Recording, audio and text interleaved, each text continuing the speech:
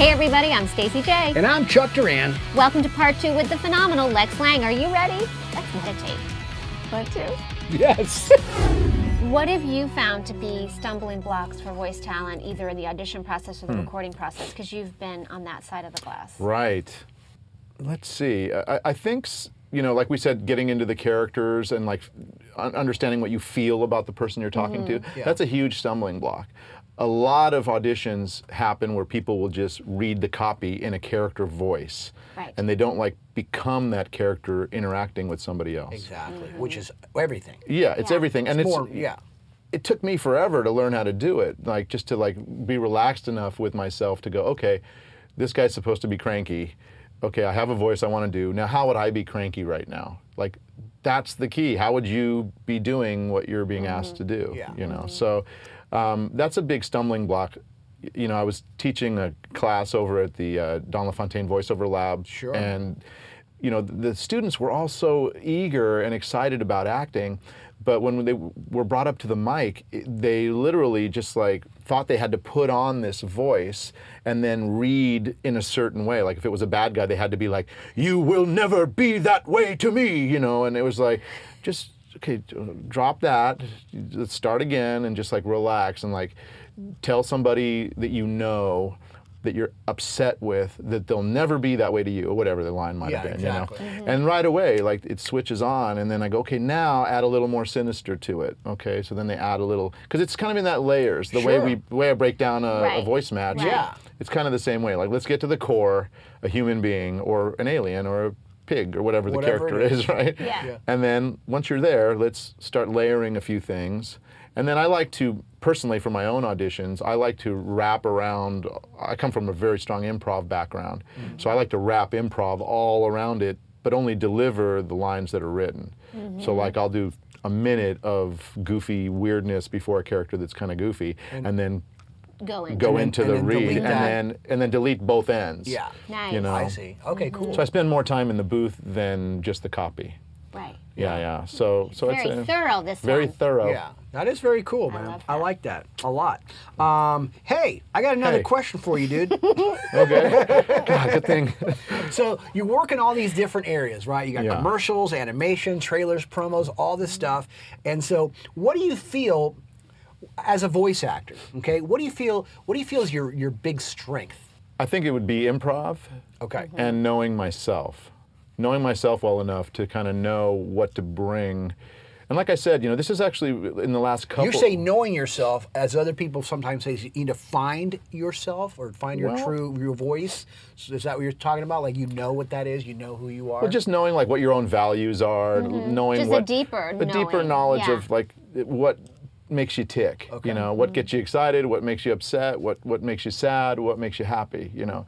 And if you start with, I keep saying like that core, then you can, you know, blossom from that in any direction. Yeah. And like I was saying about the archetypes that live within us, you can just like make one of those come to life, you know. So, and that happens in all the areas, you know.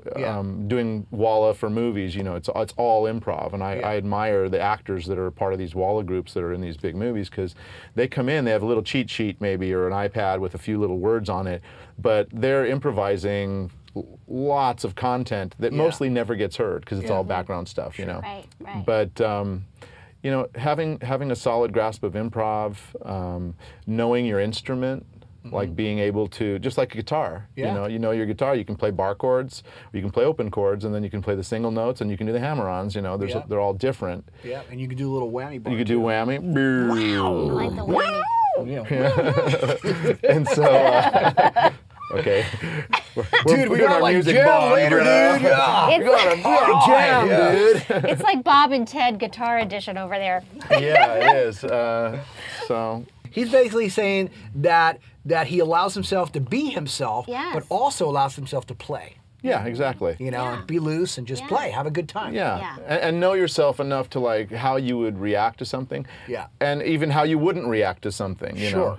So. Well, no, that sincerity, you know, the microphone picks up every little thing, and so you can't fake being scared. You can't fake being, mean. I mean, it's really, Yeah. it's organic. Yeah. And so Exactly. you have to have a self-awareness. So like the dickhead that's in me, that's like a total Hey, he just said a idiot. bad word. Well, Yeah. you started it. Okay. No, John didn't well, That's say it. okay then. That's As long going to as be I like say the the clip that gets put on YouTube. So dude, you Yes. and your wife, Yes. Sandy, are both basically in the same industry, right? Yes, Yes. yes. And you, so Thankfully, you And don't everything. go for yeah, the same so roles. you're partners, Not really. so you're partners, you're lovers, you're team members, and you're also, you know, in the same industry. How do you keep everything in balance? That is the #1 question of the day. It takes commitment to keep it in balance. We've gone out of balance many times. Yeah. Many times, like where we work way too hard on one side of like projects that we're working on, or you know we're all business, and then the relationship suffers. Right. Or we're all do voiceover jobs, a ton of these, and then like we don't do anything that's physical, like working out or taking care of ourselves. Right. Or we try to do like we have our natural spring water company H2O Yes, too, we're gonna talk about that. and so like we spent many years like building that, but at a cost of imbalance. So like all of a sudden, as we were getting out into the marketplace and things like that, I was going on 3 hours of sleep a night because I'm dealing with grocery business at 5:30 in the morning on the East Coast, and you know these Yeah. people wake up early, Yeah. not voice actor early. Yeah. Voice actor early is like, oh, 8:30 rolled around, oh, okay, I'll get it, you know. Yeah. But it got to a point where literally the balance was so far off. I was sitting down one day and I was like, oh, you know what? I think I'll pass out now, and just so it'll wake you up. Yeah. But the key is to treat your day like you have a bunch of inspired activities that are going to be taking place.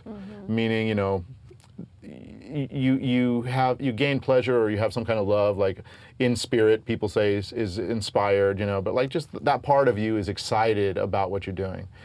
And then don't do too many hours at any one of them. Like, let's say you're working on a demo or something. In your case, you'd be hired to be working on somebody's demo. You know, put a few hours in there, take a break from that, you're inspired to do some music, do a few hours in there, do a little relationship, have dinner, have some conversation with your significant other. Then evening time, you know, pick some things that you got to get ready for some new project coming up. You can throw a few hours there. And then watch Breaking Bad. And then you can watch you can A little Breaking Bad. I'm on the last 2 episodes really? right now. Don't tell me how it ends, dude. I'll Yeah. kill you. yeah, so you did That was very Breaking Bad. watched them all in a row or what? Yeah. You He did a binge over a You few binged it? weeks. Over a Yeah. few we did weeks. that too. Yeah, We hadn't it's watched it for like 3 crazy. seasons, and it's like. insane. So are you really near the end right now? Yeah, Yeah, I think I'm on the seriously, last he's 2 like, episodes. don't tell him, Oh he'll my cry. God. So last night I was like, all right. Oh my God. Yeah, It's a but great show. that's cool, man. I Yeah. respect that a lot. I respect that you guys, know that and really Well, again, work. it speaks to that awareness that you can feel. It's like when you have to crack your back or your knuckle, like you can feel when something isn't quite. But sometimes you can't. Yeah. So that's like Yeah. that's the other thing to look out for. It's like you can't feel it until you're face planting into Yeah. Right. a soup. Right. All of a sudden you're like, uh-oh. Yeah. And that happened to me twice because I was like, oh, okay, I'll create some balance. And then I just like was taking every voiceover job and taking all the directing jobs and taking all of the, outside entrepreneurial things. And then all of a sudden it was like, oh, you know what? I'm balanced, but I'm like triple time balanced. Yeah, Goodbye. exactly. Fall You're over. balanced in the wrong direction, right? You're bouncing right. over the edge. Got yeah. it. If you could talk to your 20-year-old self, My 20-year-old self, yes. what life advice would you give to him? Get into voiceover immediately. Ignore your father at 5 and get ready Go to back to 5. Yeah. Forget skip about the French violin. horn and the Yeah, forget the violin. French horn. Voiceover has been good. Yeah. Very, very good. Because it's allowed me to express myself, and that's what I am as an artist. Well, you have a and- dream job. Yeah, it's a dream do. job. I wake up every day and I give thanks. I'm really grateful. And I don't work every single day. Some people Yeah. think when you have a long time career that you're working every day. If I have a series that I'm working on, I know that like Tuesday is, Curious George or whatever. Yeah. But other than that, you're auditioning mostly. And, my batting average or whatever is like 1 out of 100 swings, I hit something. Right. So if I can get 100 or 200 swings in a month, which sounds like a lot, which is about average, I guess, then I know that it's been a good month, and I know that something could be happening. Yeah. Right. You know, but like we were saying, you know, I'm not spread thin, but I am spread around. You know, like I do the promos for UFC, and I, you know, do some commercials here and there, some Toyota stuff, and I'll do, you know, video games like the Marvel Heroes games as Dr. Doom, and then I might reprise that role on the TV show, you know. So it's kind of a constant thing. And I realized somewhere along the way, probably about 10 years ago, that at the beginning, unless I'm on a show, at the beginning of every month, my calendar is empty. I'm unemployed. At the end of every month, I look back and I go, oh, great, I did 12 sessions this month.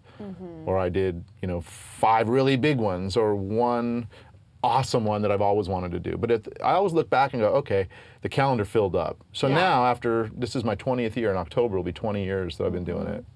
I can look back and go, okay, I'm not as nervous about the month being empty at the beginning of the month. You know. Exactly, because you know. Because I know that, you know, the track record is kind of saying, okay, you'll probably like get all something. of a sudden be like, wait a minute, That's 2 months now. Is my ringer on? Do they have Where's my current my pager? email? What happened? They did a Marvel show and I didn't hear about it. Yeah. Well, I want to quote you your favorite quote. My favorite quote. Yes. You have a favorite quote. Jimi Hendrix. Yes. Which I think is a really nice segue into your philanthropic side. Okay. When the power of love overcomes the love of power, the world will know peace. That's it. It's beautiful. That is it.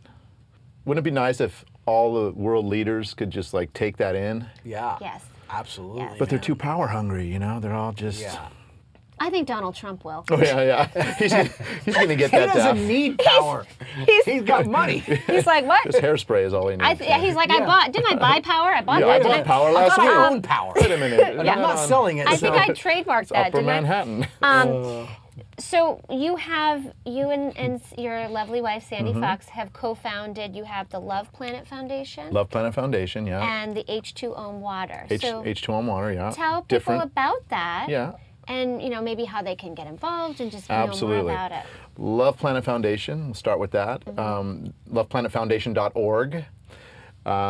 Basically, in 2001, I think, it might have been a little earlier than that, 1999, Sandy and I were like, why aren't there people educating the children about just simple issues like recycling and water awareness and things like that? Why does that seem to be a void out there? I mean, you know, we have Red Cross and disaster relief and all this stuff going on with nonprofits, but the children, I don't mean to be like, you know, Whitney Houston, but the children are the future, you know what I mean? And so all these kids are kind of growing up like not giving a shit, you know? And so it was like, why don't we, because we are in the entertainment world, why don't we start creating media or going to schools and having a twist, like doing voices or bringing characters, and that would inspire kids to like have an awareness of like their water use. Yeah. You know, so we might go into a school and talk about like, you know, how much water do you think you use each day? And then start, okay, well, you brush your teeth. How long,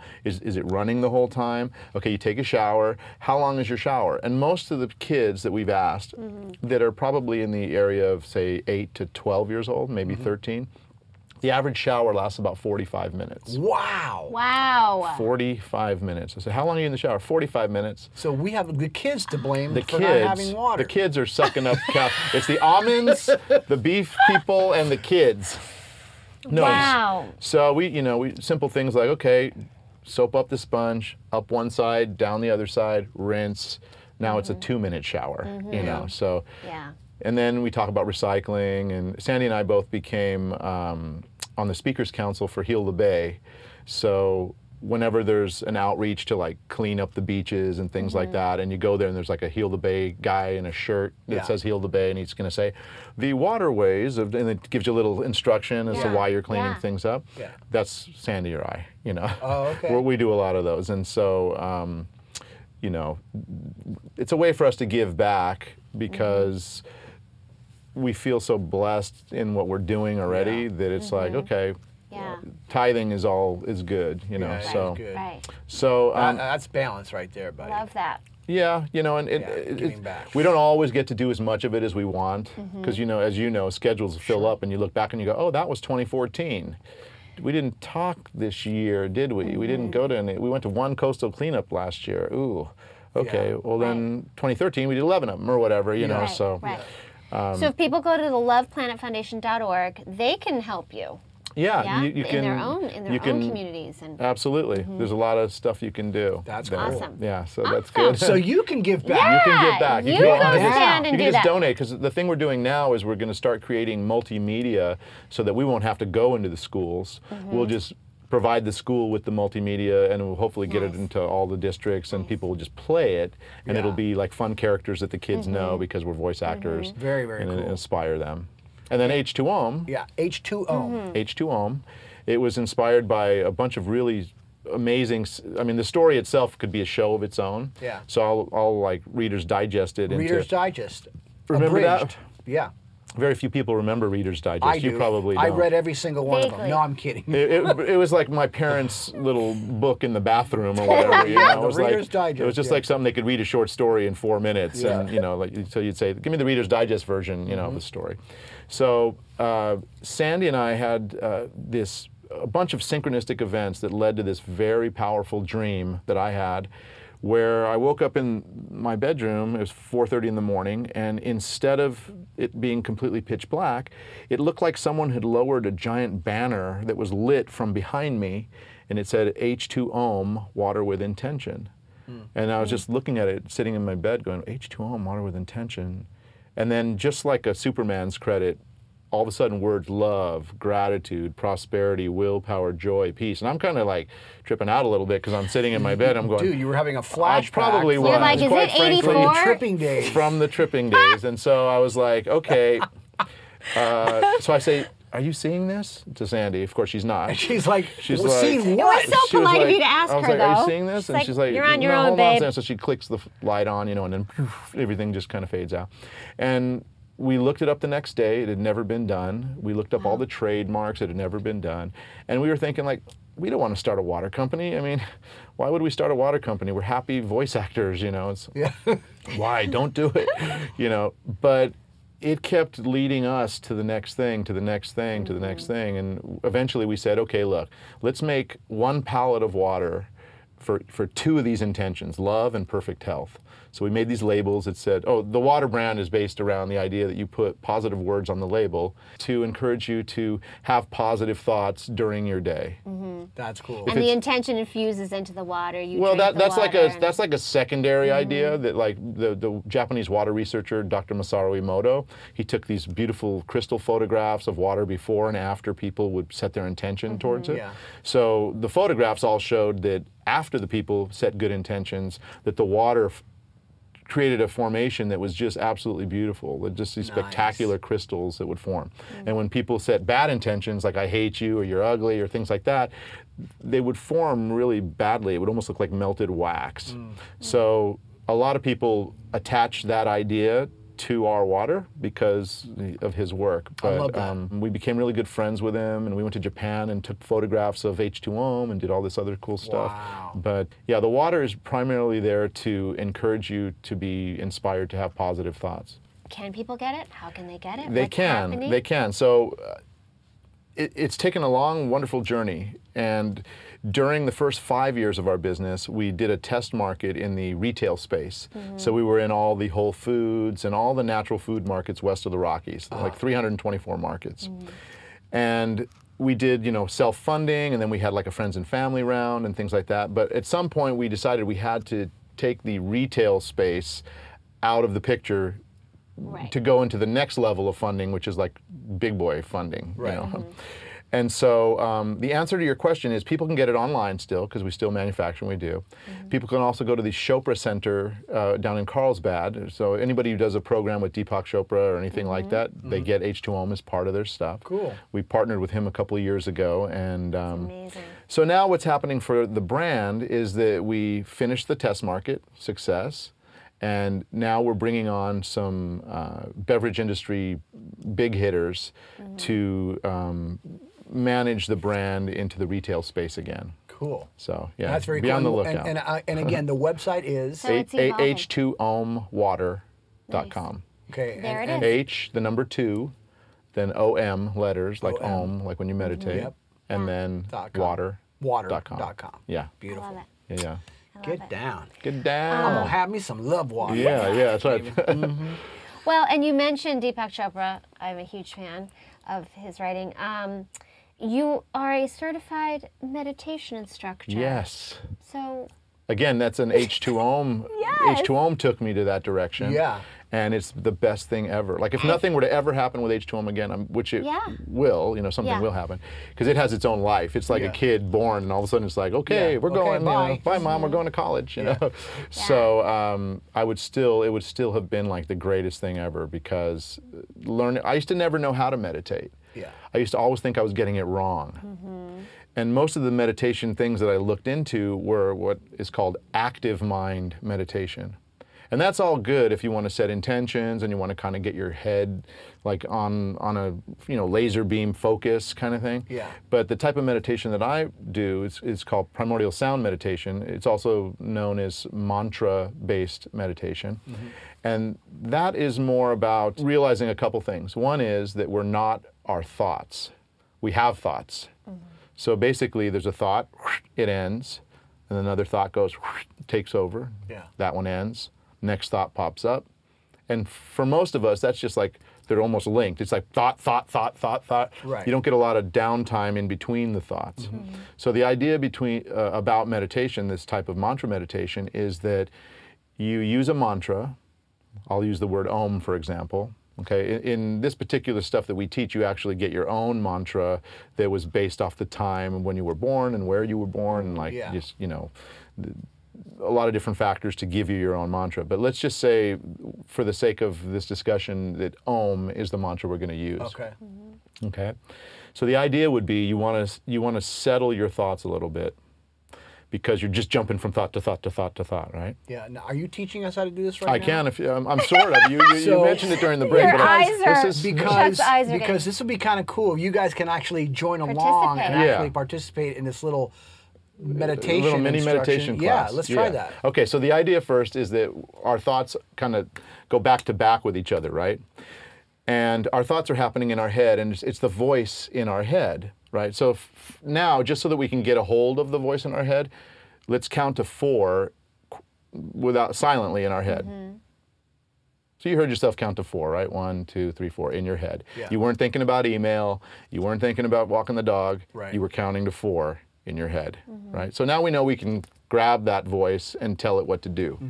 Some people, like when I used to meditate, I would think, okay, I'm gonna get the voice in my head quiet, get the voice in my head quiet. Ah, crap, I got to email that person. And all of a sudden it's on to the next thing. Yeah. So just the way we used 1, 2, 3, 4 to hold on to that voice, you use a mantra to get away from the voice. Okay, so let's think of it as a pendulum, okay?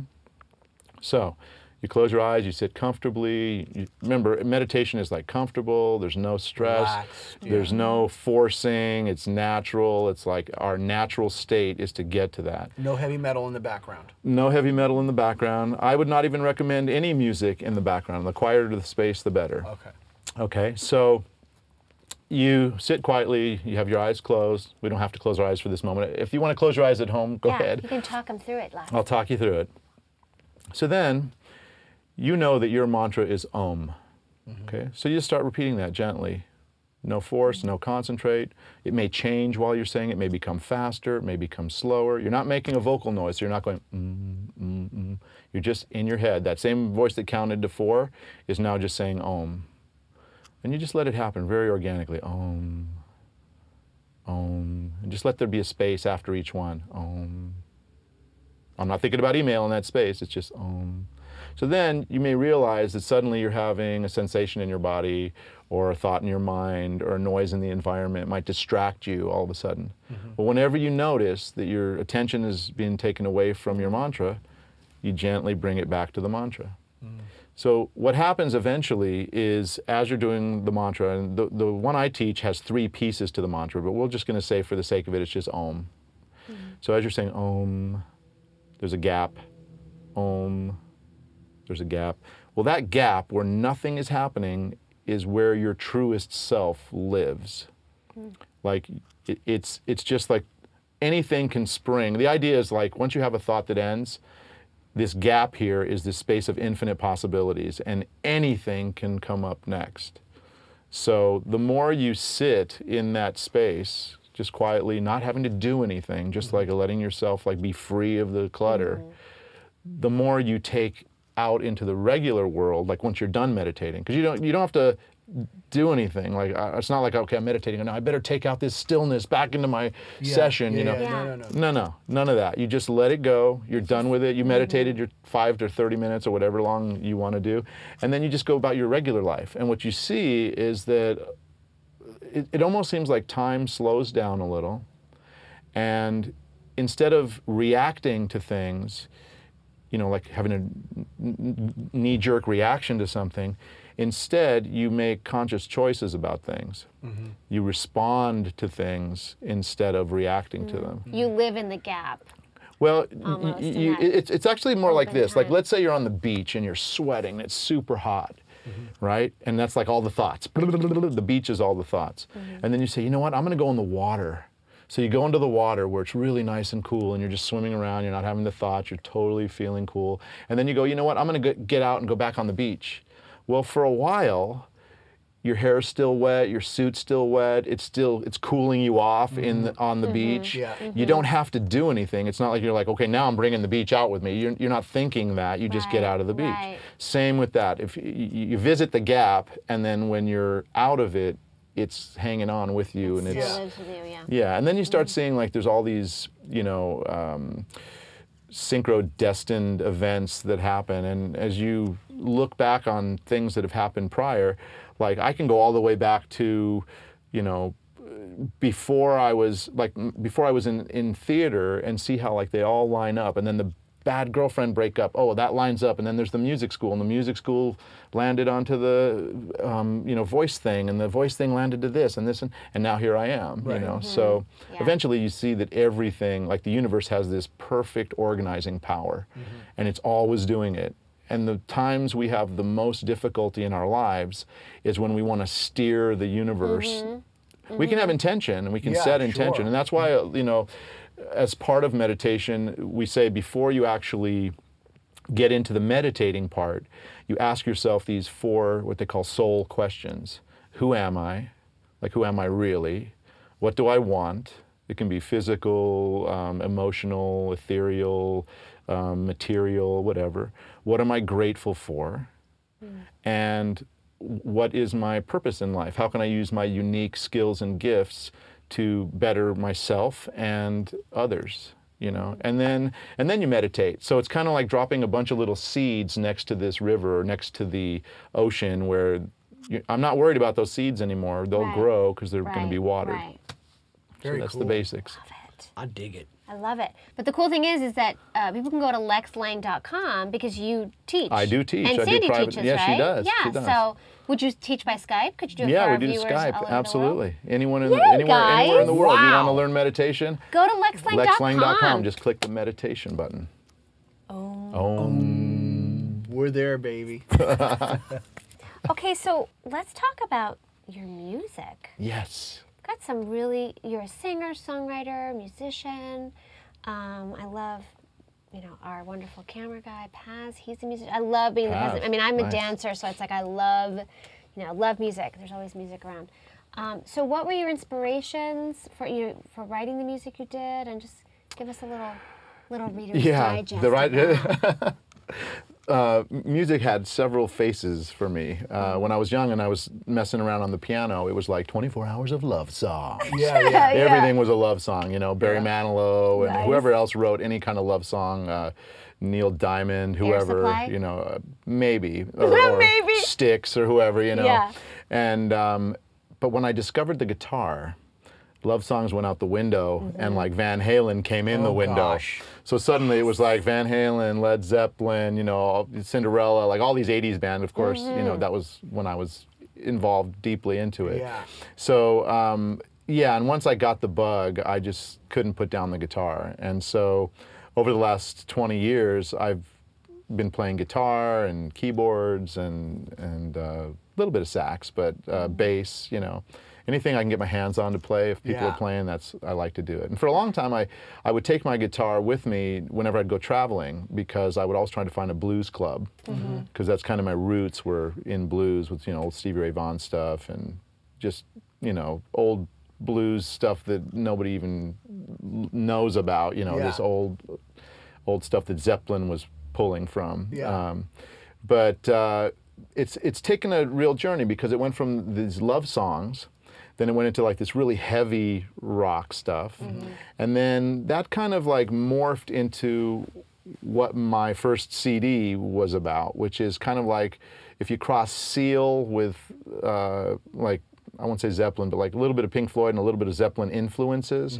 It has like this soulfulness to it, but it also has a rock edge, and since I was growing up in Arizona, it also had a little bit of a southwestern feel to it. Oh, that's cool. Yeah, so I kind of like threw the blender on and did like a musical blender. And another side of my music life is what I call it blind piano, because I would sit down at the piano ever since I was a little kid, and I would put a blindfold on, and I would just play for 5 or 10 minutes. And initially it sounded like crap,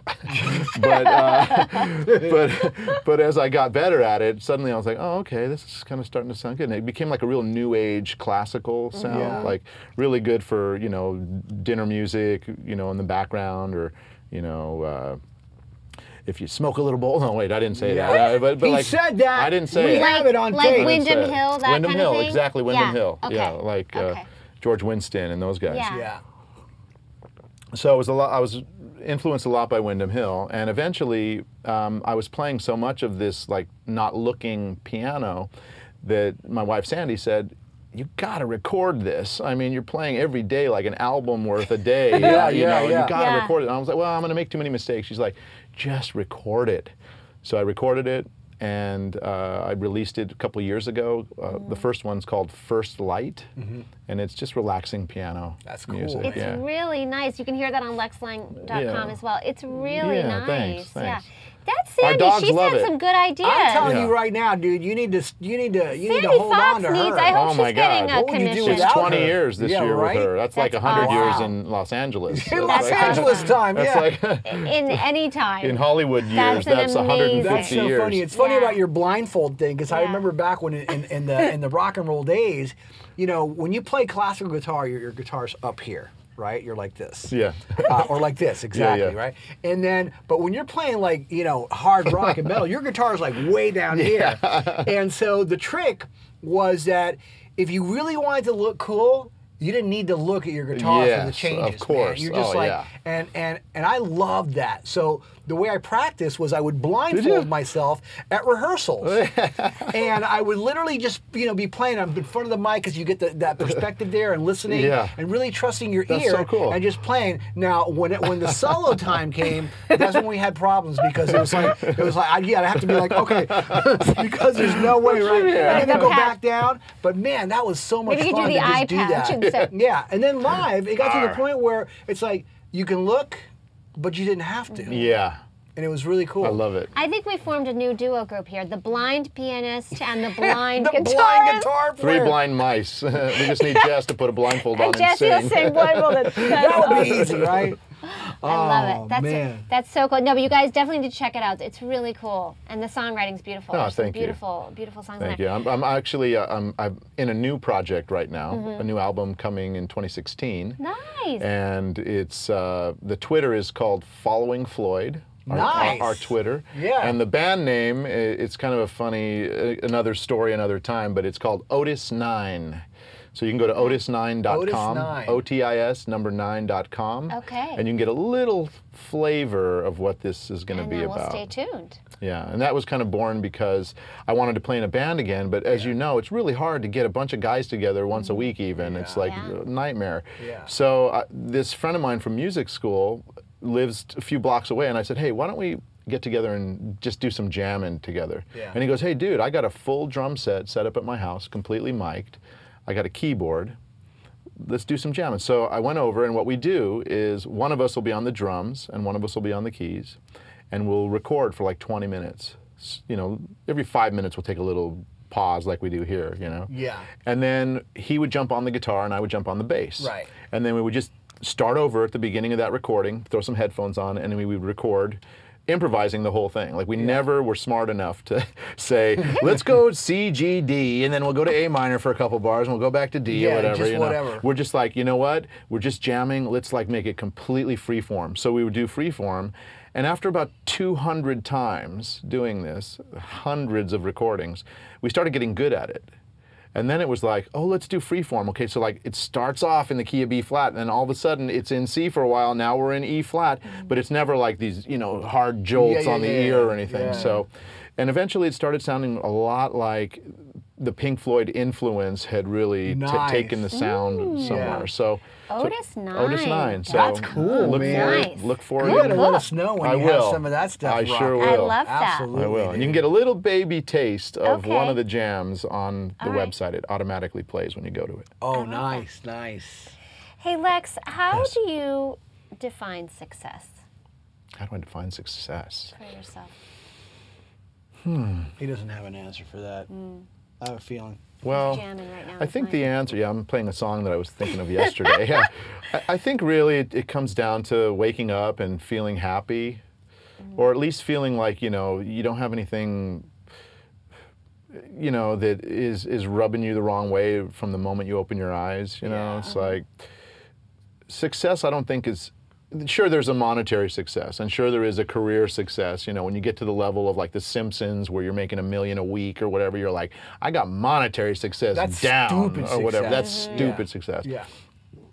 But I think for me it's like liking the people I work with, being liked by the people I worked with. Not that that's incredibly important, but Liking yourself. liking yourself is before you even go to the work. Yeah. Yeah, like waking up and being okay with who you woke up with, being yourself, you know? Yeah. I'd have to say that's probably it. That's cool. I love I like that. I thought you weren't going to have an answer. Yeah. You surprised me. I have one. You surprised me, I was dude. trying to think, you know, do I was trying to think like what level success matters, you know? And I think that when you get back and, you know, wrapping in the meditation and all that stuff, when you kind of get back to like you've swam in the ocean a little bit and you're out, do you feel good when you come back out? Yeah, you know, refreshed. Refreshed. Are you feeling refreshed when you get up? Yeah. And I think that revolves around gratitude. Yeah. It does. It just Absolutely. revolves around it. Absolutely. Yeah. Very cool. I've noticed that the people in this business that are sort of looked at like, we may not see them in a few years. They either have a chip on their shoulder, or they don't really, they take it for granted, like what's happening for their lives, you know. Yeah. So. So we got a lot of guys out there, man, that would love to be, like I said earlier, in your shoes.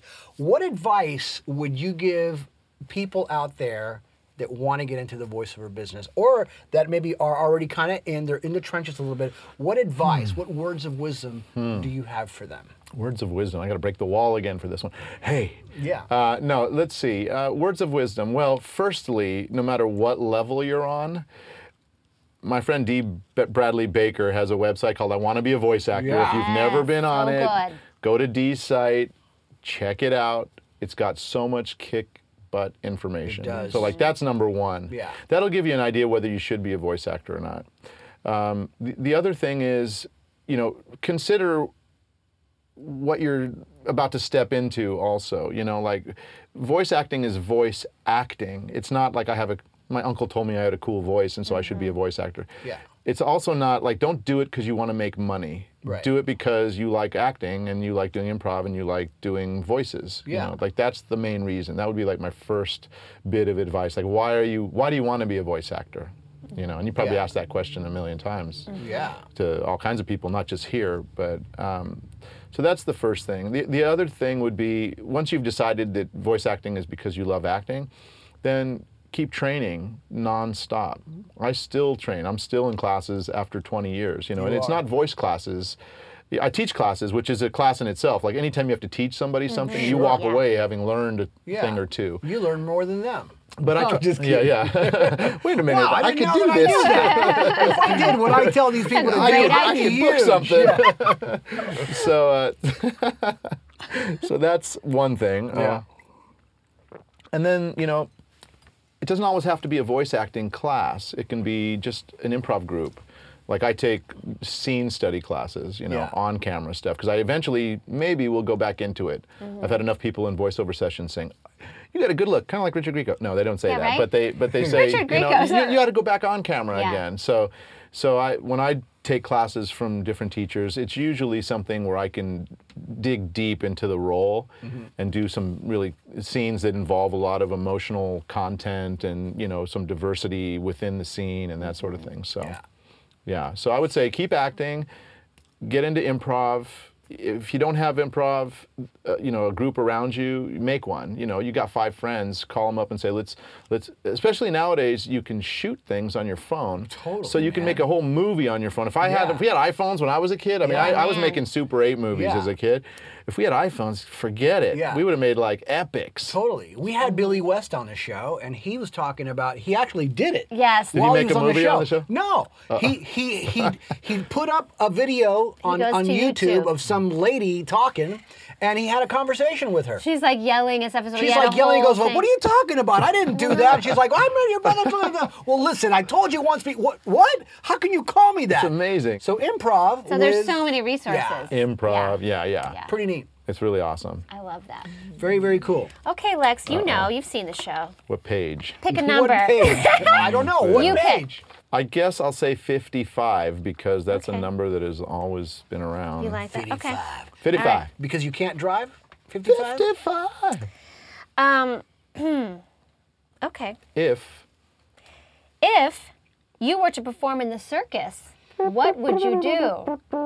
Bearded lady. Yes. Let's see. That was actually the question. Yes. Was it bearded lady? Did it say No, bearded I lady? said bearded lady. Because you're such a I'd pretty be bearded lady. I'd be bearded lady, and I would comb it. Bearded lady number 4. No, don't let me influence you. It could be Cirque du Soleil too if you wanted. Ooh, Cirque du Soleil. I'm amending That's that better. So if I was in a because regular circus, what I would do in there was help all the animals get out. I was going to say. That would be my first I don't thing. like I'd be like, elephants, your time is done here. I'm not a fan of the circus, yeah. so let's say Cirque du Soleil. Monkeys. There's no animals involved. Cirque du Soleil. Ooh. I would probably, this is the weirdest question I've ever, Cirque du Soleil. I would probably be a guy that does some singing at some point or be one of the clowns. I was going to say the clown. Because I love to make people laugh. I love it. That's one of my favorite things. So I would be falling on my, ass here and there. Making fun of yourself. That's good. Well, you do make a lot of people laugh. Absolutely. You have inspired a lot of people. Thank you for being here. Thank you. Oh my God, it's been work and absolutely so awesome. It always works out in its own time. I always believe people get to that chair when it's right, and so that's right. Thank you. You're always welcome here, and well, thanks thank you. for all that you absolutely, brought to our man. business. Next Tuesday, is it? No. Yeah, we'll be back. We'll be back next Tuesday. I'll be back next Tuesday. No, we won't, but we'll be back next Sunday with another episode. That's right. Hi, this is Batman. I just got buzzed with Chuck and Stacey on VO Buzz Weekly. Now get to the bat pole. Well, there you have it. You learned a bunch of stuff about the voiceover business, a bunch of stuff about breaking down voices and how to make them work. Wow, that was really cool, by the way. So cool. Yeah. And how to meditate so you can be a better person How to and help feel the good planet, and help the water planet. with a conscience. Come on Man, now. this show is amazing. We're going deep. If we weren't doing this show, I think I'd watch it. What about you? We do watch it. Thanks for watching, you guys. We're going to see you guys next week. We've got another episode for you. It's going to be very, very cool. We will, absolutely. And follow us on Facebook, Twitter, and Instagram. And don't forget to watch us on YouTube. We love you guys. Thanks for watching. And just remember, you always have time for a little buzz.